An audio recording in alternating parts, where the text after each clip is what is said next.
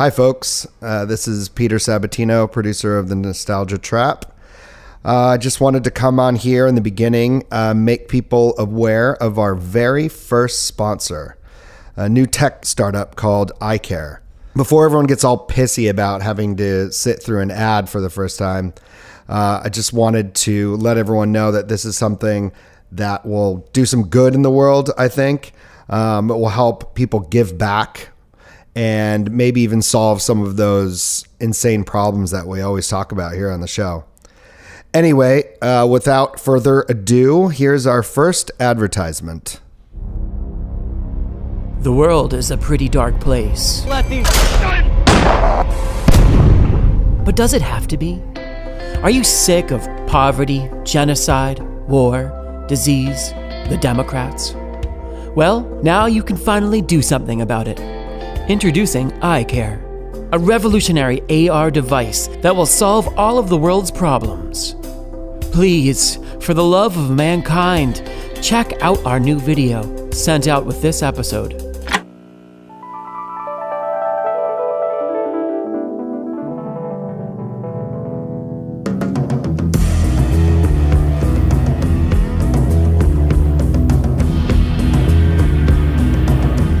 Hi everyone, how are you? I hope you're doing well.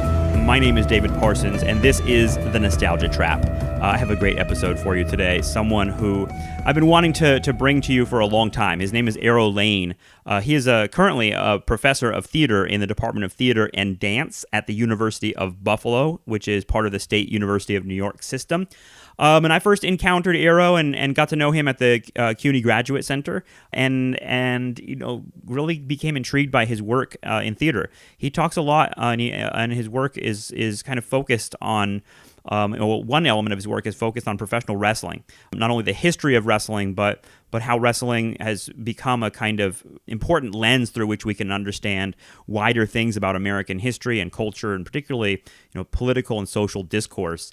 He convinced me during this hour-long conversation that wrestling is like a really vital thing for us to understand what's going on in America in 2018, not only with the Trump White House, but kind of the larger landscape of media. I had never heard the term kayfabe before, which made me feel really ignorant for not knowing it, but also it's just a really, really important concept, and I'll let Eero explain it on this in this interview. But kayfabe seems like a really important idea through which we can understand what's going on, and how the Democrats dropped the ball in this election, and how the kind of the weird performative reality of wrestling gives us an opportunity to think about how politics works and how ideas move in American life. So this was a really fun conversation. I hope you enjoy it.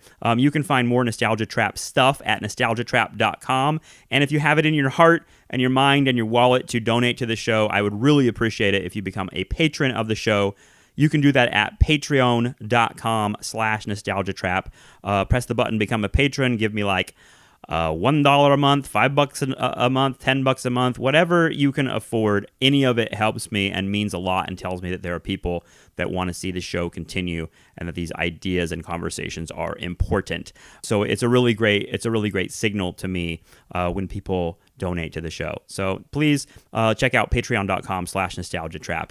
Throw me a few bucks. I'd appreciate it. Again, thanks for listening to the show. You can find more stuff all over the web if you just Google Nostalgia Trap. Please enjoy this conversation.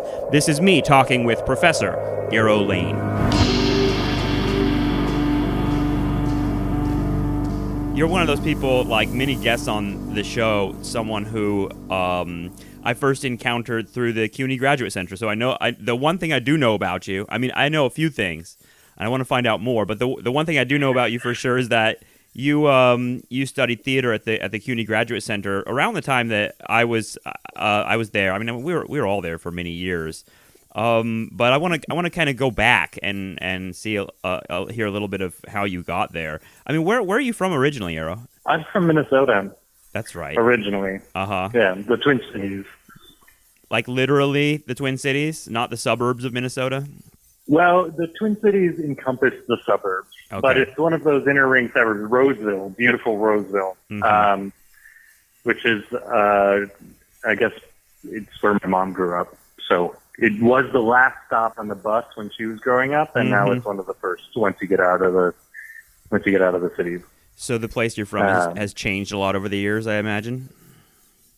For me, not much, but I didn't notice so much. I mean, there's the mall and stuff like that. The mall. Well, it's funny because I met so many people from the Midwest at the CUNY Graduate Center. So I'm from California originally, as you may know, and like when I went up at the CUNY Graduate Center, I'd never met so many people from Wisconsin, Minnesota, Iowa, and those states seem like drew a lot of people to New York City. Did you kind of what was the experience of being Midwestern for you? Were you kind of someone who wanted to get out of the Midwest, or someone who has a kind of deep attachment to the land out there? Yes, I mean, pretty much. I guess I left Minnesota knowing that I wanted to go to a significantly larger city and area. So I applied for grad programs, like master's programs, and then in New York and London, because that's where theater happens. Right. Not that there's a theater elsewhere, of course, but that's where I looked at. And so I ended up going to New York City in the early 2000s. Well, before that, as you're a young person, it sounds like you grew up in Minnesota. Is that like the main part of your childhood? Yeah. And around the same, I think we're roughly similar ages. So it sounds like the 1980s and 1990s might have been like cultural reference points for you. But how do you get into theater? Is that something that was something that was around when you were young? Were your parents into it, or what was the direction for theater for you? Well, yeah, I mean, Minneapolis and St. Paul sort of pride themselves in being like a big theater town, right? And I mean, in all of these sort of like metropolitan statistics where one like has this maybe like inappropriate pride for one's place, like Minneapolis and St. Paul. It has the Guthrie Theater, right? Like that actually like happened. Guthrie decided to leave New York City and set up shop in the Twin Cities, which was unprecedented at the time in the 60s. And then then there are a lot of theaters around it. But the statistic that was often cited, and when I was younger, was that it has the most theater seats per capita. That's something I did not know. I mean, I've right? Yeah, I don't think I've never been to Minneapolis. I don't know much about it, but every time I hear something about Minneapolis, it's always surprising to me, like finding out that Prince came from there and had a significant kind of, and there was like a significant like funk scene going on in Minnesota during the like 70s and 80s, and now I'm finding out that there's more theater seats per capita than any other place in the U.S. It sounds like there's a kind of like unique culture culture going on there. Yeah, I mean, one of the top 10 fringe festivals for theater. And then this is where people often start citing all of the like various companies that are there. You know, like Post-it notes were invented in Minnesota. That's really exciting.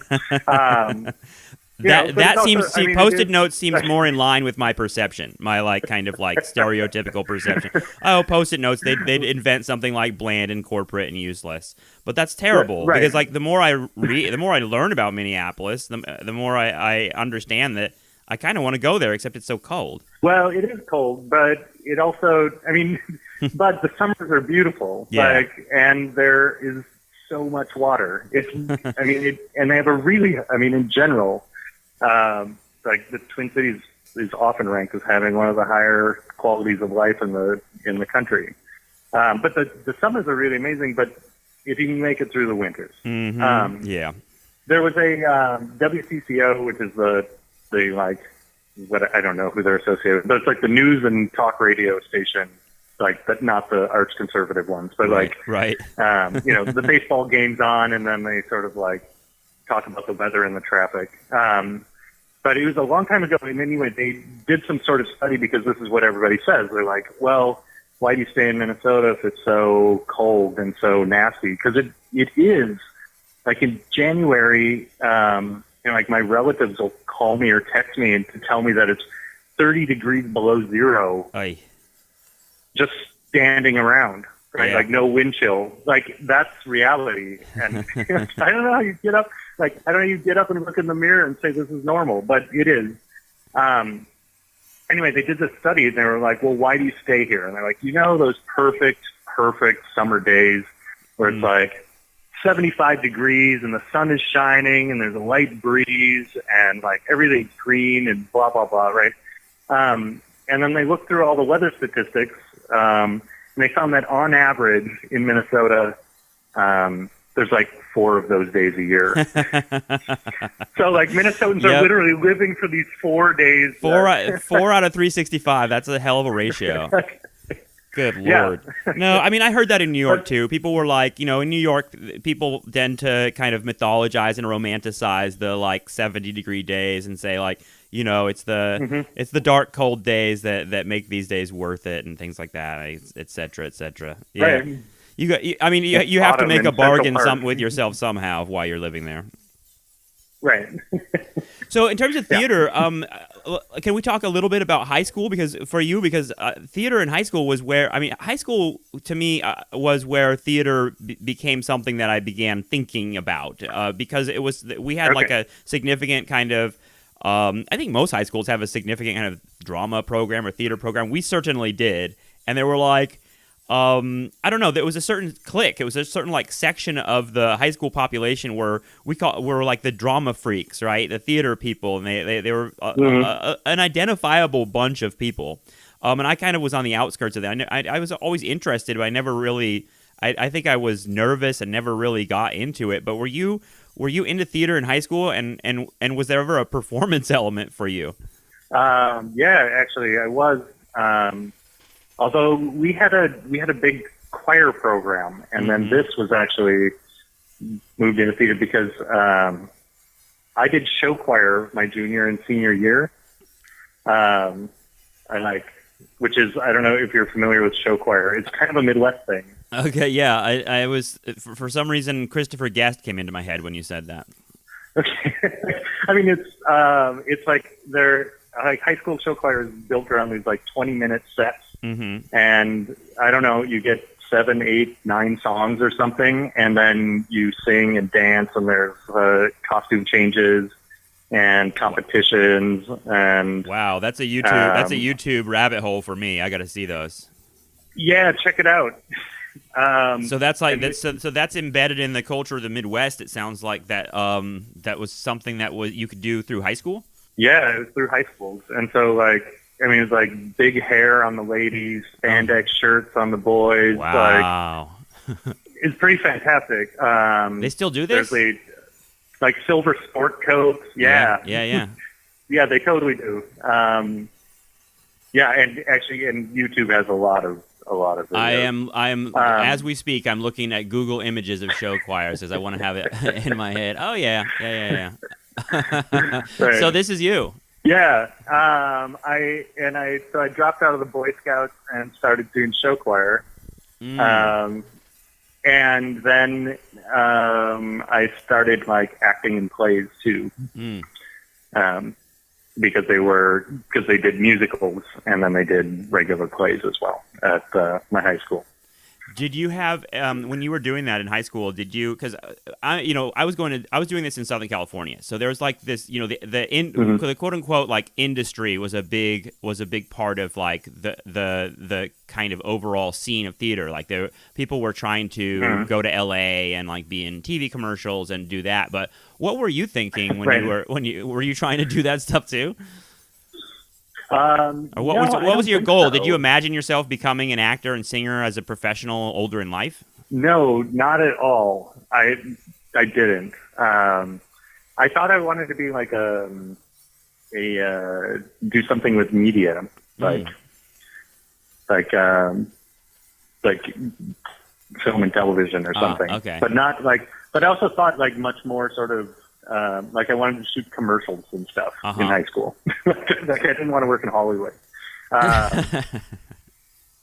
So yeah, I don't know. So you had, it sounds like you had that association with performance and with I don't know, you had that ambition. I'm wondering how that turns to academia. Are you I assume that. I mean, how are you doing in high school? Were you someone that, like, in terms of like the book part, getting good grades and doing all that stuff at the same time you're doing all the performance stuff? Yeah, I guess I had good grades. I don't know. Yeah, I mean, I did some of that. I mean, I like, I did that in high school, and I kind of liked it. And then I went to college. I went to a state college because they had a really good mass communications program and had a major, like a big studio and like real studio space and that sort of thing, and their own news programs and blah blah blah. But then I got cast in a play like the first week in college, and then I sort of stuck around the theater department. So like it was almost accidental, which I don't tell to my like some of my theater professor colleagues because they've been doing this their whole life. Like, So I was like, well, I guess I'll do theater. Like they seem to like me here, and they're casting me in things and letting me do things, and so I did that. And were those two musicals? Were you singing? No, I wasn't. My musical career sort of ended with show choir. Okay. Yeah. So what state college did you go to? I went to St. Cloud State, which is in St. Cloud, Minnesota, which is in Stearns County, which is the county that, or very close to, I don't know where the boundary is, but it's Michelle Bachmann country. Oh, wow. I wondered when politics would enter the realm, because Minnesota also has, a very particular politics, and I feel like when we were young, Minnesota's politics were kind of at the forefront a little bit of the left and the right in a weird way, because you got Michelle Bachmann there, but also like Paul Wellstone, who was who died in a airplane crash that there were many conspiracy theories around. I think like in the early 2000s, something like that, and then I think Al Franken ended up taking his seat in the Senate. Yeah, Al Franken's there, and also Jesse Ventura. Oh, that's right. Which intersects with the wrestling thing. God, this. Yeah. So Minnesota seems like it has influenced you. Have you thought about that before? Like the direction of your kind of what you ended up studying, what you ended up being. It sounds like Minnesota had something to do with it. Yeah, probably. I mean, this is really helping me out working through some of this. Yeah, I mean, well, Minnesota, they have funny. It's the only state that has the DFL, Democratic Farmer Labor. Wow. Yep. So they have their own. I mean, they have their own sort of mini wing of the Democratic Party. I don't know how. I mean, Wellstone is maybe an example, but I don't know how much they differ so much from the national platform. Yeah, in general, I don't know. But the origins are.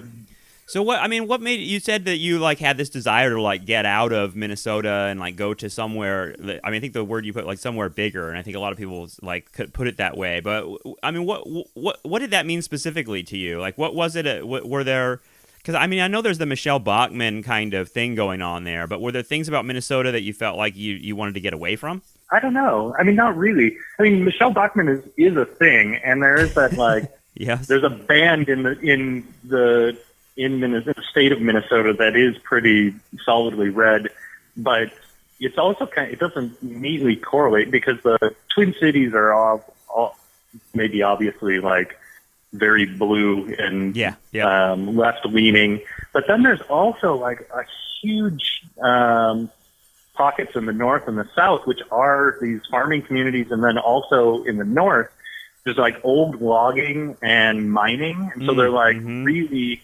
Like, especially with like old Union, like allegiances, and that's changing too. But like growing up, that was like everything was kind of like Minnesota's like kind of a liberal state for what it is, right? I think of it that at least having that like kind of, I don't know, working class.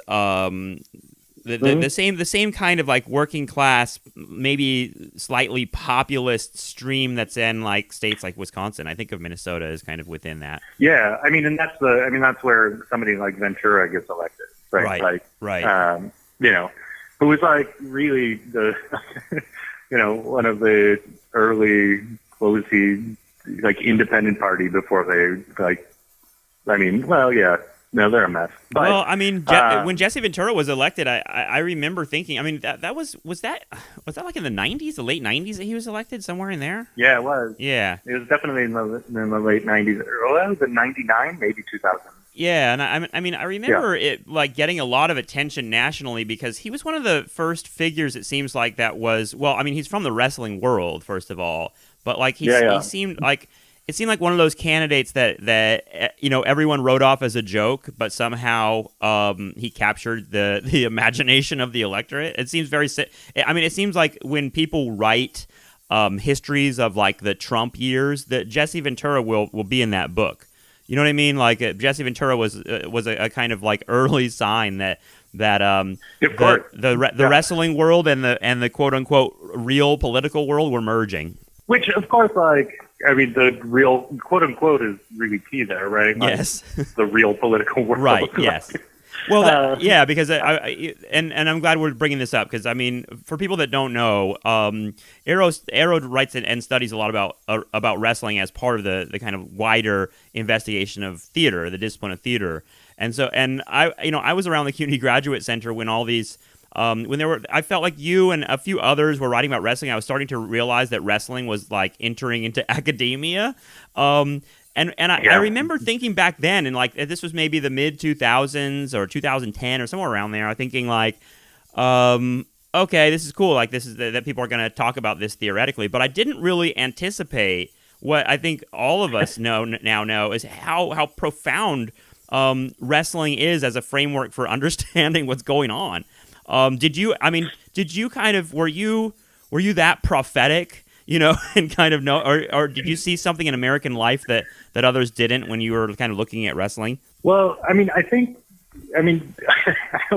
don't want to be prophetic, but to be a professional wrestling fan, I think you have to, or even just to watch it, you have to be like deeply cynical in many ways, right? Like, I mean, this is the basis. Like, you're being conned one way or the other.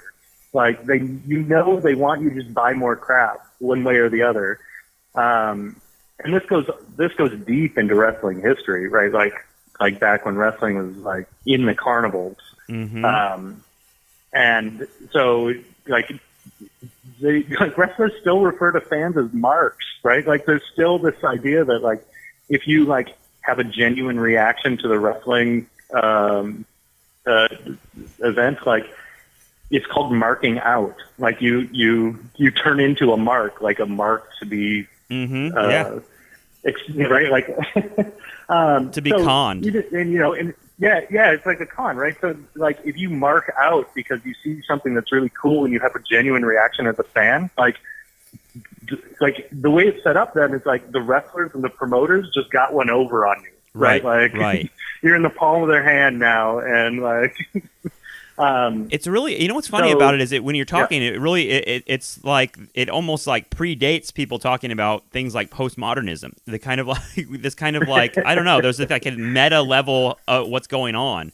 And the fact that, I mean, it's to me, what's so interesting about it is the kind of like how complex that is, but also at the same time, how wrestling is perceived in the wider culture is this kind of like dumb thing for dumb people, when it sounds like it's, I mean, it's a really like, there's a complicated thing going on there. Yeah, I mean, it's pretty. I mean, Vince McMahon, who's the CEO of WWE and has been like since the '80s.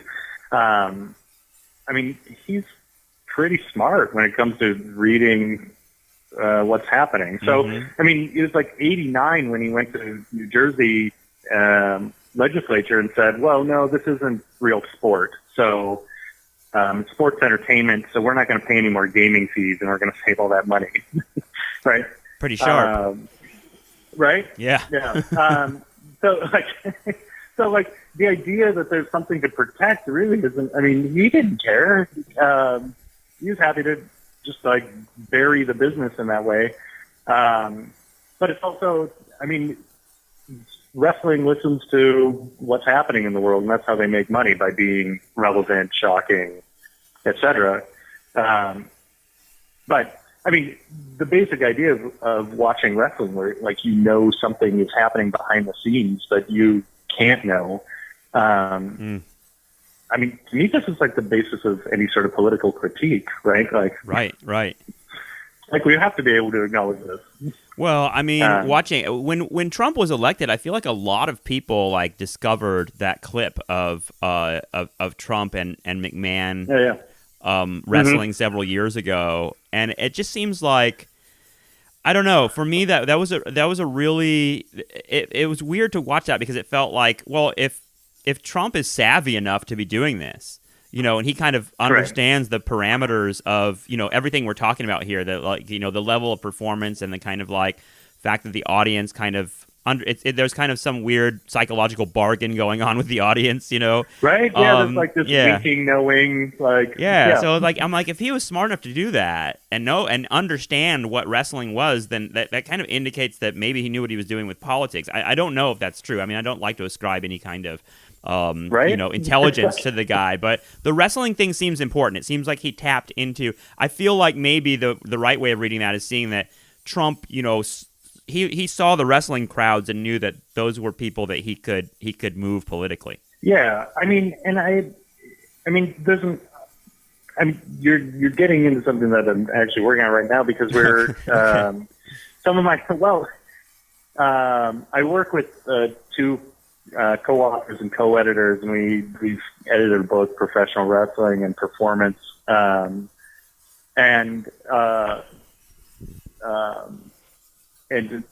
so like, but a recent article came out that basically sort of like neatly aligned wrestling fans and Trump voters. Right.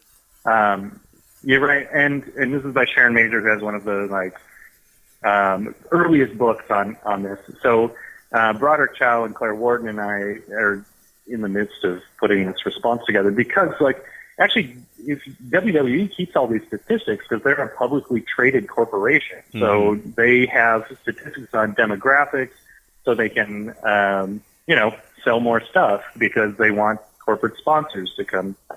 But like, there is like quite a bit of diversity in terms of the political spectrum of wrestling fans, right? Like, it's not like these people in the stadium like cheering and booing were just like neatly transitioned into Trump voters, right? Right. Seems unlikely. I mean, yeah.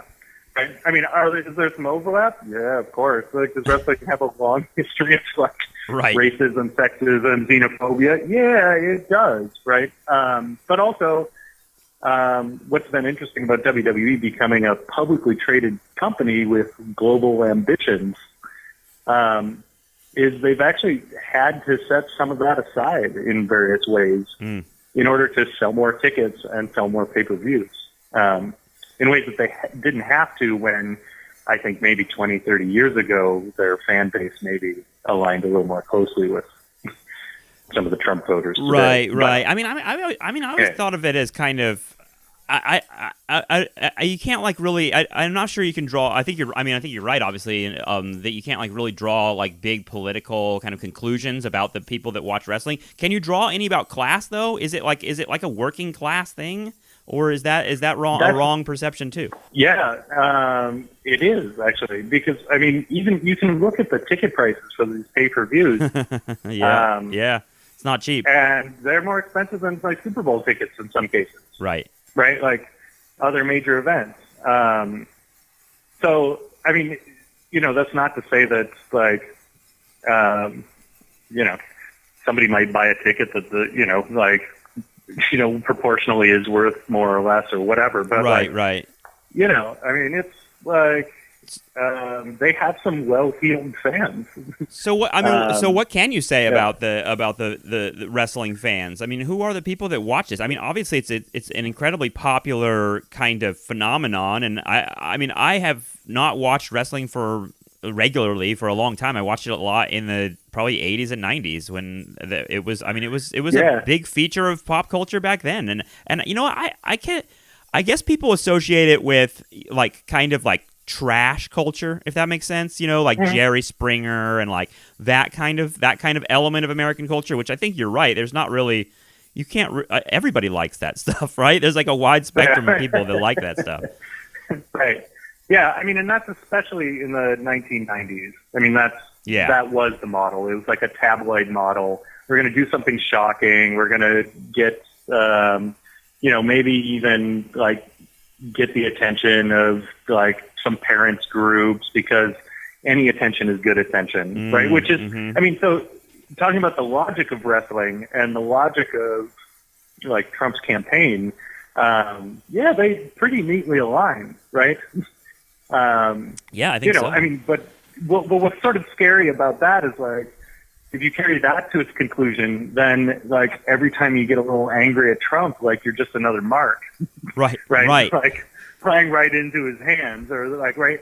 I mean, and that's where like some of that cynicism has to, reach an end. Otherwise, it's pretty depressing. That's really interesting. I never thought of it that way, but like, you've probably seen a lot of people like on the left, and how much we I put myself in there too. We're all kind of like rolling our eyes at the kind of, I don't know, performative liberal hatred of Trump. That's kind of always like, getting really, really angry at him and you're right. I never thought of it that way before. That it feels like my kind of revulsion at that is in part feeling like, come on, man, you're falling right into the trap. Like, this is like, I never used the word mark before, but that seems appropriate. He's drawing you into this. He's trolling you, and you're falling right for it. Mm-hmm. Right. I mean, the larger concept out of pro wrestling is this idea of kayfabe, which I mean is old carny slang, and it's either, I mean, it maybe comes from the idea of like be fake or some sort of like pig Latin. Some people think there might have been a wrestler named Kay Fabian. I mean, this is all like I've never heard this. What does that mean? Right. So the basic term is this constructed world of the wrestling match, where it is sport, it is real, everybody's getting hurt. Like, you as a wrestler, you sell everything, which means like that headbutt that clearly didn't connect, like you act like it's ruined your life, right? Yes. And so what I think has especially happened, I mean, and this is the world of wrestling where, like, in the old territory days, if there was a good guy and a bad guy, like, they wouldn't travel in the same car, because if somebody saw them, this would break the illusion that this is all real. And so, I mean, this is not unlike the sort of thing that, like, when you go see a play, the sort of imaginary fourth wall, where we accept that, okay, well, these people aren't actually angry or killing each other or whatever, right? The suspension of disbelief. It's for our enjoyment. But what wrestling does is it takes that fourth wall and expands it out, I mean, broadly, widely, through the media, over the, right? So everything becomes a little piece of this wrestling world, where, I mean, and WWE is rather shameless about it. They call just about anything that interacts with them part of the WWE universe. So it's like this fictional overlay to all of reality. That feeds into for WWE, shareholder value, right? Right. There's that element of it. Yeah. So this concept of kayfabe is always like, for fans, this is like, as it's this idea that you're sort of like surrounded by kayfabe. Right? It's almost like the fans are performing too. Yeah. Right. I mean, and in many cases, like there's this sort of sense of pleasure of like keeping it in play, right? You come out and you boo for the guy that you hate. You cheer for the other one, right? I mean, this is where like John Cena.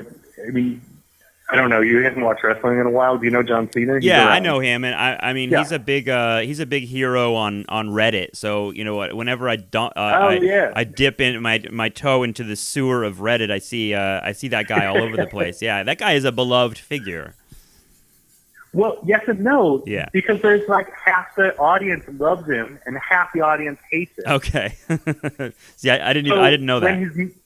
when his music hits, half the audience in any given, and it's sort of interesting because they don't, like, it's live when it's broadcast. So, I mean, they're not dubbing it or anything. And you hear, like, people screaming, yay, and, like, other people just booing, right? Right. And in different cities, like, there are very different reactions. And then, you know, people either sing along to the theme song or, like, cheer. And then the people who don't like John Cena then chant Cena sucks. Like, as built into his song. So they're actually singing along to his song as they're expressing how much they hate this guy, right? Like, so in the end, like, they already paid their money. They're in the stadium, right? I mean, this is like what I love John Cena for this reason. Like, it's again one of those kind of, like, I don't know, really trippy kind of phenomenons to unpack, because it feels like, again, that there's performance going on and also, like, knowledge of the performance and at the same time for everybody. And it's really, to me, like, it captures something really complex about American life and American culture. I mean, wrestling's been around. I mean, when I think about the 90s, I think of, like, Steve Austin or Stone Cold Steve Austin, like The Rock as those big figures.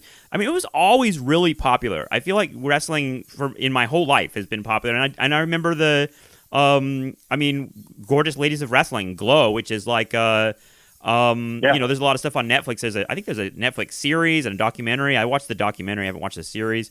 But either way, like, it's always been there, wrestling. But at the same time, it feels like in the modern era, the era we're in now, like the Trump era, if you want to call it that, wrestling is becoming even more like a dominant part of American culture. Is that my perception, or is that real that it's gotten, like, more popular lately? Well, I think by sheer numbers, watching the weekly shows, it's less popular than the 1990s when interesting.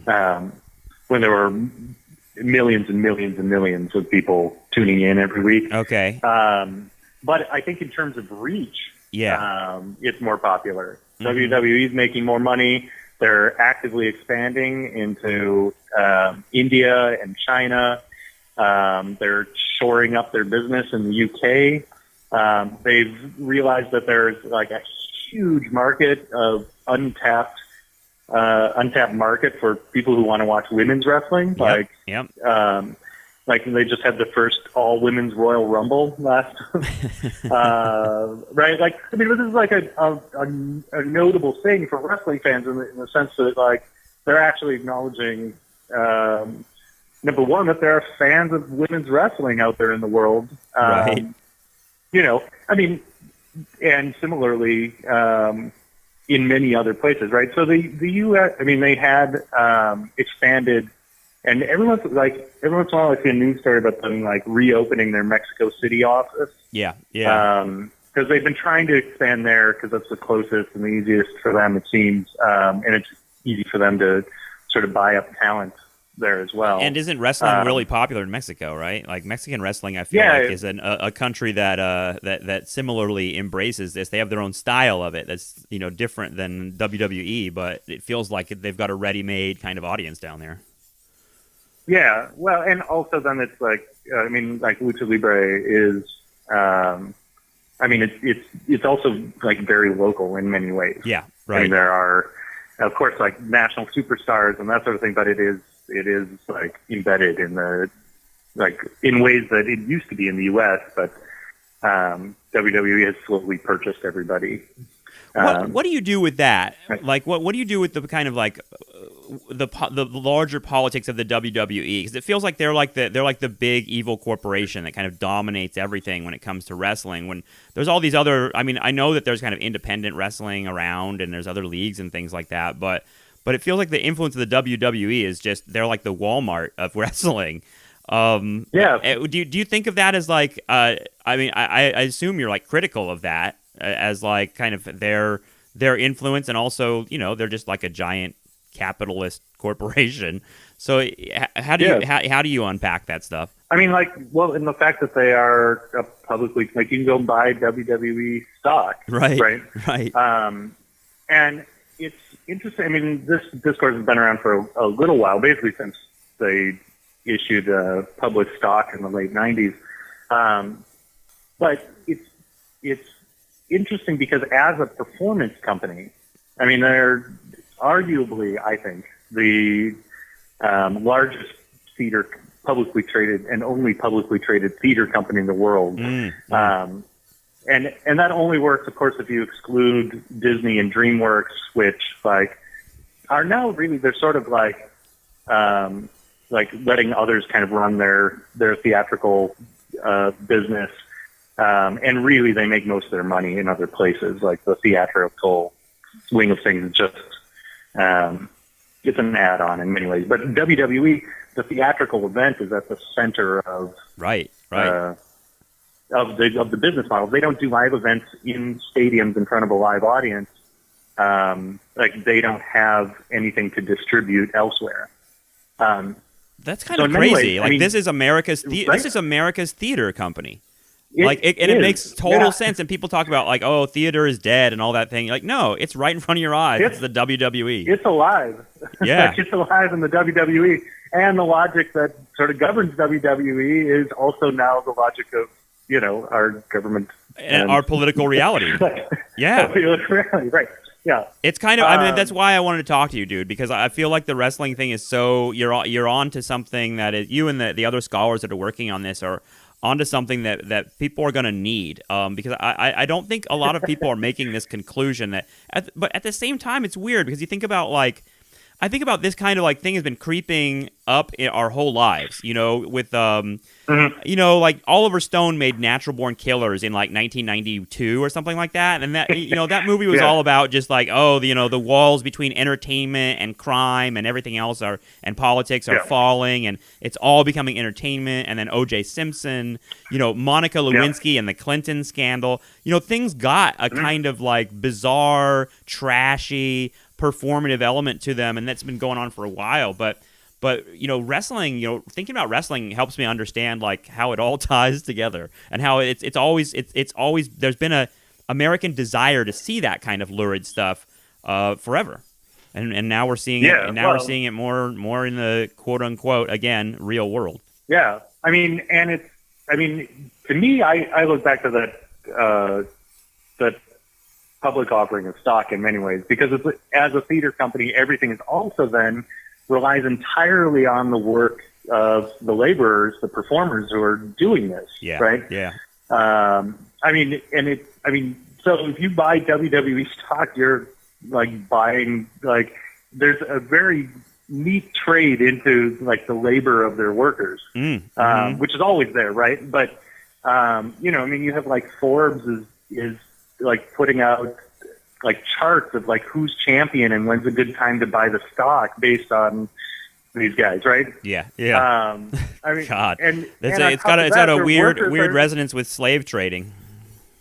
Yeah. Well, yeah, right. I mean, but the workers are like, you know, they're out there in their underpants, right? Like, like it's literally like flesh on display here. That then it's like, and the things they do, like, I mean, WWE, like following the logic of a corporation, has an interest in keeping their performers safe, of course. But like, you can't jump and land a 20-foot fall without some risk, right? Like, so it is. I mean, it's fascinating in that regard in terms of like how WWE has functioned as a corporation.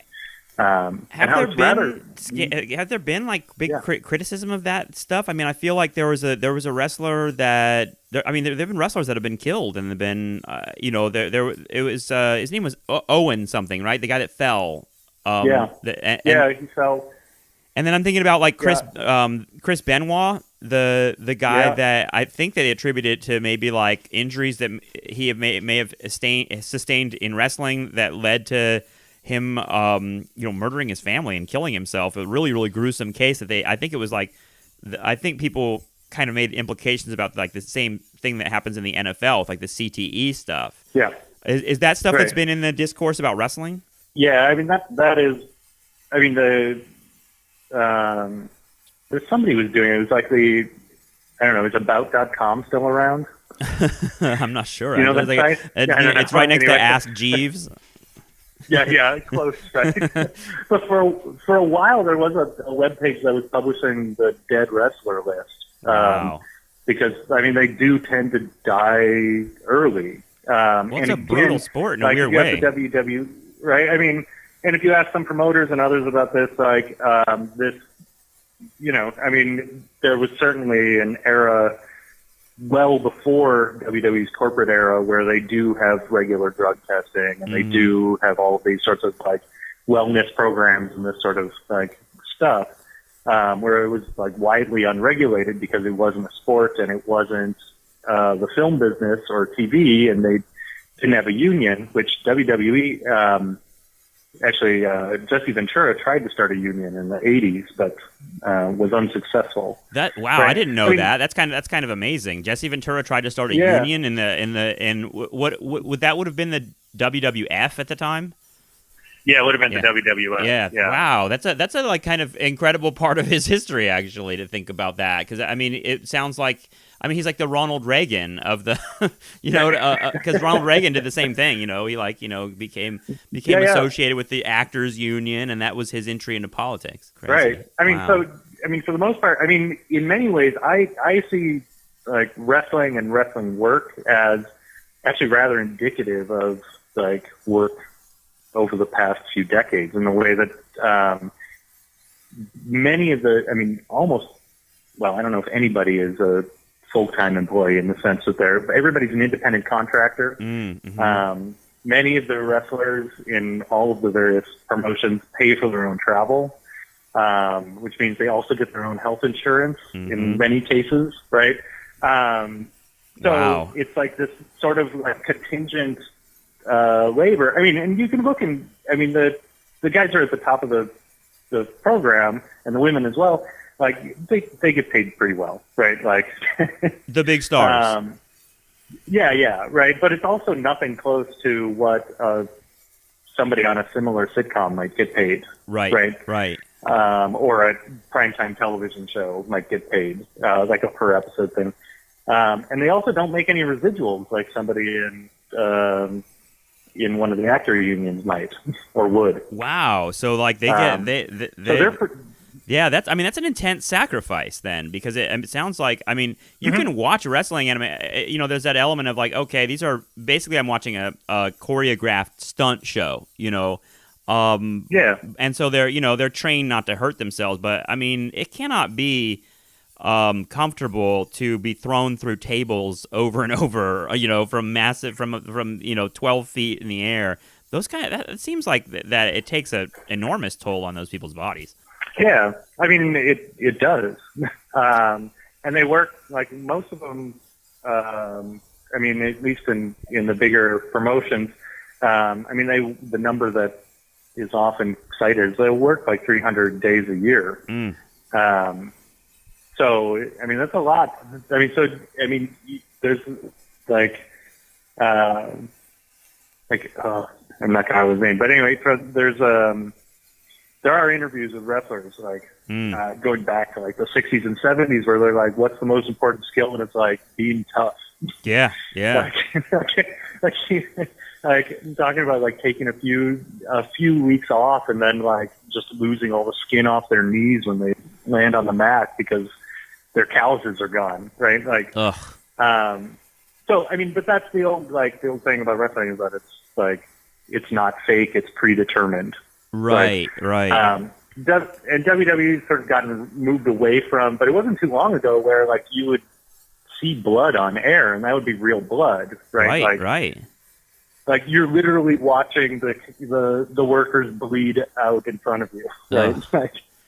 That film, that Darren Aronofsky film, The Wrestler, with Mickey Rourke, kind of captured that toll a little bit. I mean, that was not WWE, but it was like independent wrestling, which somehow it made it even more brutal because like they were like trying to one up each other with like the level of brutality. I remember some guy brings like a stapler or something and like staples him. And it's real blood, and it's like it's awful. Yeah, that's Necro Butcher, actually. I mean, he was a real wrestler and worked with Extreme Championship Wrestling. Wow. And then, but then this is what, I mean, it's horrendous and yet fascinating at the same time because, Necro Butcher is one who injured himself during a match, like had to be taken to the hospital, and then didn't have health insurance.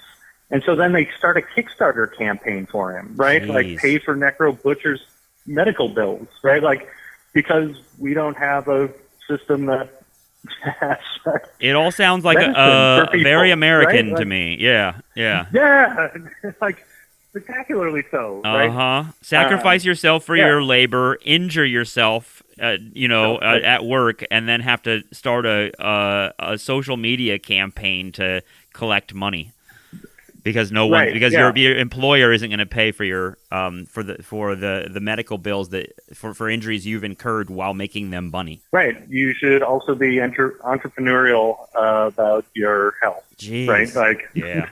Yeah. So all that's really, I mean, when I hear this stuff, and when I brought up all that stuff about, like, the kind of watching American culture and American politics become much more reality TV, much more wrestling, much more kind of trash culture. I mean, usually I think people like that think of themselves as like civilized liberals that read the New Yorker are pretty well horrified by all that, right? And like feeling like this is not a good direction, and it actually brought us Trump. But I feel like you have a slightly more nuanced view of that. But do you ever? I mean, do you see? Do you have like opinions about this direction that America has gone? Well, I mean, right. I mean, the New York Times they have an article out that the headline was, "Is everything wrestling?" or something to that effect. Yeah. Right. Yeah. Like, is everything wrestling now? Basically, like, well, no, yes, no, I don't know. Right. Yeah, like, right. But to me, the question is not like, I mean, it's easy to condemn wrestling, right? And they're like happy to be condemned, right? Mm-hmm.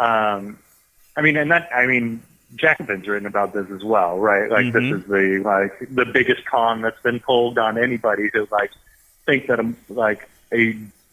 a company valued at like $1 billion or hundreds of millions or whatever it is just like a family sideshow sort of thing, right? Right.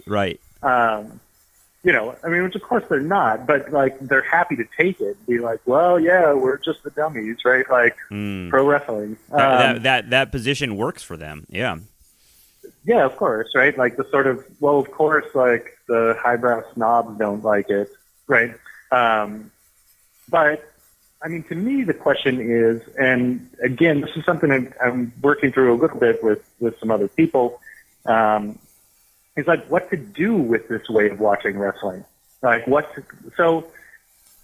is there any hope in the idea that we're surrounded by these sort of like kayfabe constructed, whether they're corporate or political or whatever, messages and branding campaigns and whatever, right? Because the thing about kayfabe is the idea that basically everything is made up. Mm-hmm. So to me, the question is not like, oh, why don't we get rid of this and go back to some sort of true sense of politics, which of course is nonsense. Right. I mean, it's like some like pure idea of politics where people have rational debate and the best ideas win. Like, I mean, that's just not the case. It never has been, right? Yeah. It's a it's a significant fantasy, though. Like that right, people have. right. That I mean, I see all the time, like on social media, people calling for more civilized discourse, and I'm like, you're insane. Right. Like that never existed, and do you know what we're dealing with? Like having civilized discourse with the kinds of people that are kind of crawling out of the woodwork and making their opinions more public now. It just seems like exactly what we were talking about with Trump. You're just kind of falling for it, Right, yeah. Bring the no spin zone back, right? Like, yeah, exactly. A little objectivity, right. I mean, so then the question is like, well, if we can acknowledge this, that like this is just another narrative, it's just being made up in this sense, then we should start writing our own, right? Like, rather than reacting to these that are there, right? Like, So, I mean, I think that like within the world of I mean, this is also the problem with saying professional wrestling is it just comes back to professional wrestling and right. but like within the world of professional wrestling, there is this question, right, of how much can be changed within this like clearly corporately owned world and realm that's like extends past the ring itself. I mean, I mean, to me, that's a fundamental question of politics as well, right? Like, right. What can be changed? What are the horizons? Because it's not foreclosed, right? And so this is where I think, like, you know, I mean, and this is where that sort of cynicism that everything is controlled, that is part of the wrestling experience, is also like quite hopeful, right? The hope that sort of like you might be able to change the path of whatever this is in front of you. Yeah, because if it's a happened. performance, like, then it can be direct. Yeah. It's like, I mean, it's weird. It's almost like, you know, when you're talking about how, you know, the kind of performative elements of wrestling, both in the ring and outside the ring, are, you know, kind of expand into these other worlds. It just I don't know. It just it makes you feel like wrestling is something that I don't know. It kind of captures a lot of where the American electorate and where American population is. Like, kind of it feels like, yeah, you're right. That if everything's performance, then it does give you hope that you can move the performance some way. It's like we're all engaged in some giant like Dungeons and Dragons game, you know, that we're all kind of playing together, and we're winking at each other. At least some of the population gets that it's all kind of a game, or there's some game element to it. It's a fascinating idea, and I think I'm glad you hit on that idea of like that it almost gives a flexibility to reality in a weird way. I think it has to be but in any case, I think we can see that the way forward is not to say, go back to when wrestling was real. Yeah, right. Yes. Right? Yes. Go back to when politics were respectable, right? Mm-hmm. Wrestling actually can teach something that I think liberals need to learn more than conservatives, right? Like I mean, in some ways, right? The Hillary voters need to pay attention to wrestling to understand kind of what happened. Because you're seeing it, seeing it still as like Trump is this bad man that came and stole our great democracy away from us is just a really silly idea. And if you understand wrestling, I feel like, I don't know, you've probably seen that Onion shirt that's like I understand the Muppets at a much deeper level than you do, but it's like it's that with wrestling, where it's like if you look at wrestling and understand it in the way that you're studying, and I know your work is like. So we're only capturing, I think, part of what you're working on with this stuff. But either way, like the idea that wrestling is a key kind of part of understanding Trump and understanding the way forward, I think that's absolutely 100% the right way of thinking about it. God, thanks for sharing all that with me. I really appreciate it. I want to ask you one more thing though about because UFC fighting is so big. Like Ultimate Fighting and Conor McGregor and all that stuff, and what does that have to do with wrestling? Are those worlds connected in any way?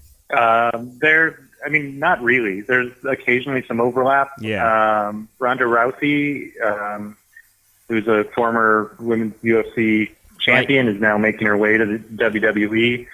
Brock Lesnar has gone back and forth. The reason I brought it up is because that's like real fighting, right? Like that's all quote unquote again real fighting. But it seems like as UFC gets more and more popular, it becomes more like WWE. Like the characters are becoming more like extreme and like I say characters, the fighters are becoming more. I don't know. It's really become really blown up. And it's also you have guys coming in and like doing routines and dances before they fight, and like it feels like that's not that they're kind of like, I don't know, they're capitalizing on wrestling in some way, or they're kind of like playing with that idea of like. adding a kind of flair to your performance. These guys aren't like boxers that come in like super serious. They come in and it's like it's a show. Right. It feels like a show. And then in the end, like, I guess the question, I mean, I don't know about the UFC, know how many or if any of the fights have ever been fixed or that sort of thing. So then it does come down to like actual skill, right? Yeah, right. Yeah. which, Yeah. which is maybe the main difference between professional wrestling and UFC in that sense. I mean, not that wrestlers have no skill, but it's not the outcome martial isn't contest, determined right. by a contest of skill. Right, yeah.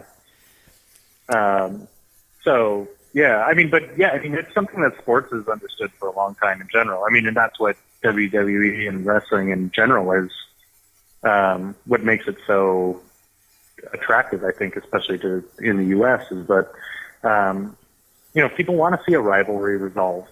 I mean, this is like long-standing idea of sports, right? I mean, this is something that actually, somebody didn't talk about, like Bertolt Brecht, really understood about sports. He saw all of the, like, tens of thousands of people lining up to get into the stadium, to see things fought out according to like preset rules. And he's like, the theater's failing. The theater needs to do this. Yeah, like, yeah. But yeah, I mean, so I don't know. I mean, I think we're looking for analogies in general to make sense of this, of what's happening, and even what's happened in U.S. politics for some time, right? Yeah. And I mean, yeah. It's such a great lens. You teach you teach at the University of Buffalo, and do you and in the theater department. So I imagine you're teaching theater courses. But do you use wrestling in your courses, and how do students respond to it? Well, I mean, I'm trained as a theater historian, so I'm actually I teach theater history. I teach grad seminars in theater, intro to theater and American theater and or U.S. theater. And so, yeah, I mean, I'm in the process of developing a first year seminar on professional wrestling and performance. Sweet. Yeah, I'm curious how young people feel about wrestling, because we grew up during a time where wrestling was a big part of our lives, I think, and even though I didn't become a huge fan of wrestling, I mean, it was on TV all the time, and especially during the like Hulk Hogan era, Andre the Giant, like those people were like massive pop cultural figures when I was a young lad. So I'm just wondering how young people in particular perceive wrestling these days, and I don't know if you have an answer for that. I was just curious. Well, I mean, I'll give you one anecdote, and it's a student who had been watching wrestling, they're in their 20s, right? Early 20s, I guess. Students. So they'd been watching wrestling, like grew up with it, and went to their first live event. They saw the Royal Rumble. And it blew them away. Yeah. They were like, how is this possible? Like, everybody's cheering. This is what theater needs to be. It's like, okay, well, great. That's sort of what I'm saying a little bit. I don't know if it needs to be like this, but maybe, like Harold Pinter plays ought to look like this. Right. Yeah.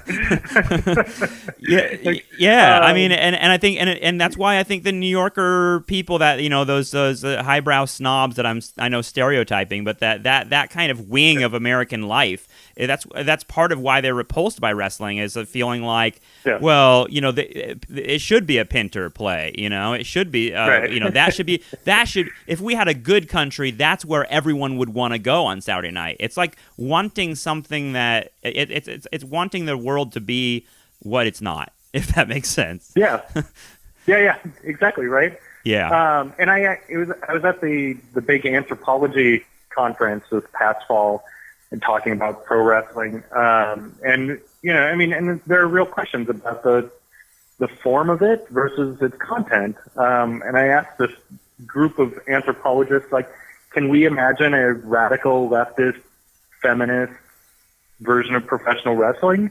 And everybody was like, yes, I want to watch that. Yeah. This is what I want in Right. the world. Like, okay, cool. It's not happening right now. But Yeah. like, I can see it. Is there something inherently conservative about a stadium-sized group of people cheering and booing a fake athletic contest? I mean, I don't know. I don't think so. Right?